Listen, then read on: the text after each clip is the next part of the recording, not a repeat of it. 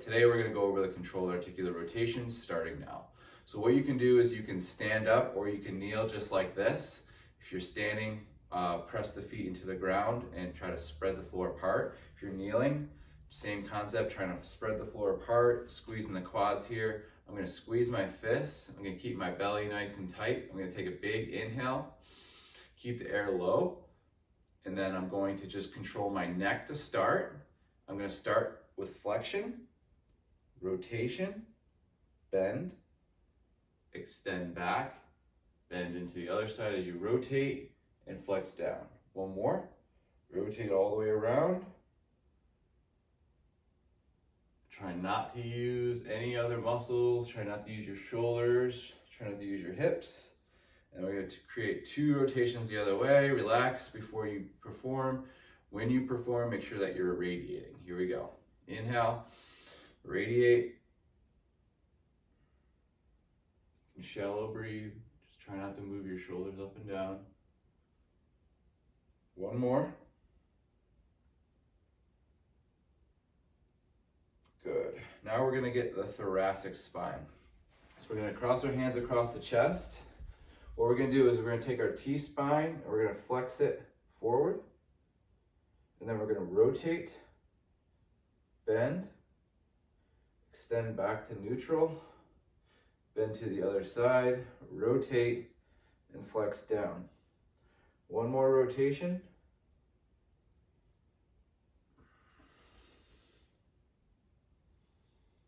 Let's go the other way. Rotate, bend, extend, bend, rotate, flex down. One more.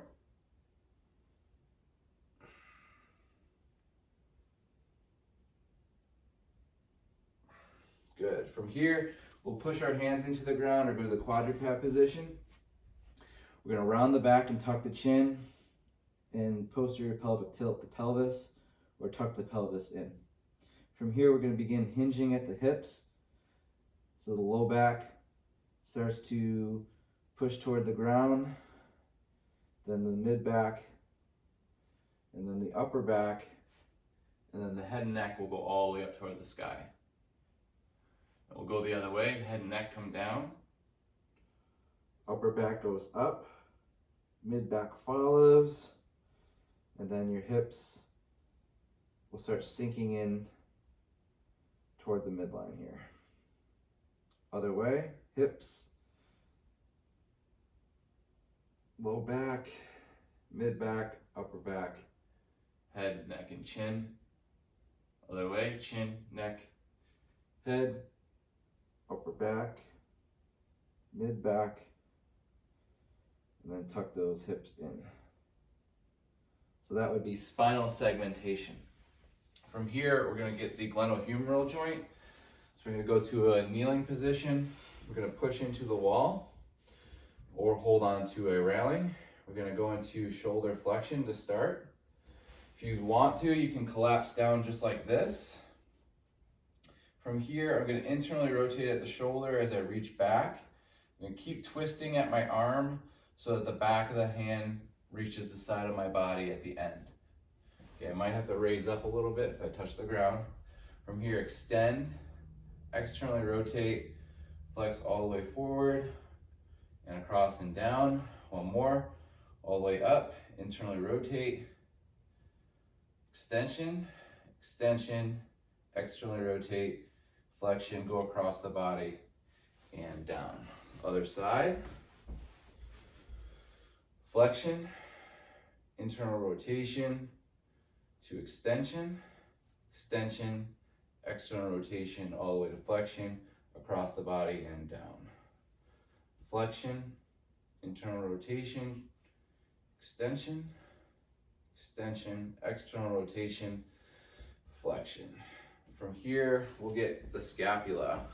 We'll do 2 rotations like this, and then we'll raise our arms out. So we're going to elevate, retract, depress, protract. So we're just making a circle with the scapula, keeping the arms straight, also keeping the body tense. And let's go the other way. Try not to let the jet head forward. Trying to just isolate that scapula from the rest of the body. From here, we'll bring the hands out front, squeeze the fist, same thing. Trying to keep those elbows straight. Just moving the scapula, and we'll go back the other way. Good. For the elbow, we'll extend the elbow. Okay. I'm going to flex the elbow, turn the palm face down, and extend. Supinate, flex, pronate, extend, keep it pronated, flex, supinate, extend, pronate, flex, supinate, extend, and then from here our wrists, extend our wrists, fingers go toward the midline. We have our ulnar deviation here, and then all the way to flexion, and then radial deviation all the way to extension. Just follow that circle, just the wrists, not the elbows. And then let's go the other way. All the way around. One more time, about 2 times each. Really controlled. Okay? After that, we'll get our hip. We'll go to the sideline position and the fetal position. If you have a block or a pillow, you can put that underneath your head if you want support. And what we're going to do is bend, flex the hips about 90 degrees and bend the knees 90 degrees. From here, dorsiflex the ankle at 90-degree angle. From here, we'll abduct the hip and internally rotate as we extend. And then we'll flex the hip forward, abduct, internally rotate to extension. All the way up, and now we're going to go all the way back to extension, to abduction, to flexion, and then back, all the way out and open, up and forward, and down. Other side. Abduction here to flexion, internal rotation to extension, all the way up here, out, internally rotate, extension, and flexion. Let's go the other way. Extension, abduction to flexion, extension, abduction, all the way to flexion. Good. Okay, from here we'll get the knees. If there's a wall behind you, that usually helps.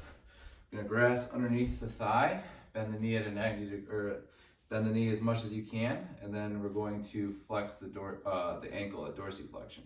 From here, externally rotate at the tibia, and then internally rotate at the tibia. Just gonna go side to side here. Internally rotate it, extend the knee 3/4 the way, externally rotate, and then flex the knee. In, up, out, down. In and up, out, down, in and up, out and down here. Good. From here, go ahead and switch side. Just gonna internally and externally rotate at the knee. Back and forth. Then we'll externally rotate, extend, internally rotate, and bend. Out and up, in and down, in and up, out and down, in, up, out, and down. From here, we'll get the kneecaps. What we're gonna do is just make sure that our legs are relaxed to start. We're gonna push that kneecap in a 360-degree circle, outlining a clock. So from 12, 1 to 3 to 4 to 5, 6, 7, 8, 9, 10, 11, back to 12, and then back the other way, going counterclockwise. And assessing for any limitations, tightnesses. Sometimes it can go too far, so making sure that you know that that can occur. Also, if there's pain, or if there, like I said, if there isn't any movement, that's something you might need to get checked out. All right, so after we get the kneecaps, we'll get the ankles. So we're gonna hold on to the shin, back supported again, plantar flexion of the ankle. And then from here, we're gonna evert the foot as we go up, and then all the way in and down. All the way around again, one more circle, and down, and then back outside, up, in, all the way down, out, up, in, and down. Other foot, dorsiflexion, plantar flexion, in and up, up and out, out and down, down and in and up, up and out and down. Other way 2 times, all the way around, really squeezing on that shin and making those full circles. From here, we'll get the toes. We'll start with the big toe down, small toes up. Hold for about 5 seconds. And then try to piano the pink small toes down, big toes up. Hold here. Another 5 seconds. And then from here, try to get all the toes up and try to separate the toes. Trying to separate those toes, separate those toes, separate those toes. And now piano them down, just the big toe is the last one down, all the way up. Piano them down, all up. Piano them down, and now all up. Just the big toe is going to tap 3 times, 2 and 3, and then big toe up, hold it, and squeeze it up as high as you can. Hold it for 5, 4, higher, 3, 2, and 1. Good job. All right, so there's your morning mobility routine. Should only take about 10 minutes each day. And if you go through that each morning, you're going to be able to self-assess each joint daily. Do that every single day and complete more rotations as needed or as prescribed by a functional range conditioning specialist. If you have any really major issues or pain, you want to see a functional range release practitioner who has a manual therapy license, and they'll have more information on the pain aspect. If you want to get assessed, get a functional range assessment. And then if you want to get an FRC trainer, check out functionalanatomyseminars.com.